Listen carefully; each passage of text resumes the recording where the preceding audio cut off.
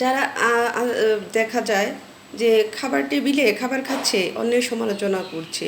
মানে খাবার যে কী খেলো তার কোনো খেয়াল নেই, কিন্তু সমালোচনায় সে মত্ত।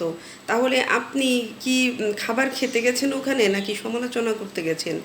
আপনি যেখানে যান, যে পরিবেশেই থাকেন না কেন, দেখা যায় আবার খাবার শেষে গোল টেবিল বৈঠক বসান। অমুকের ছেলেটা ভালো না, অমুকের মেয়েটা ভালো না।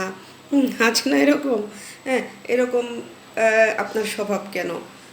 কেন আপনাদের এরকম স্বভাব? কিছু মানুষের স্বভাবের এত দোষ যে আপনার সন্তানকে দেখেন, আপনার সন্তানরা কী করছে, নিজেদের সন্তানদের দেখেন, এরা কি এ পর্যন্ত আসতে পারবে কি না? যাদের নিয়ে সমালোচনা করছেন তাদের মতো মেধাই আপনার সন্তানদের নেই নিশ্চয়ই। এজন্যই আপনার জলে এই জলে এজন্যই আপনার আরও মানে হিংসায় এবং জলও নিজে আপনার থামাতে পারছেন না, এজন্যই তাদের নিয়ে সমালোচনা করেন, খাবার শেষে গোল টেবিল বৈঠক বসান, তাই না? এগুলো শাস্তি আপনি পাবেন।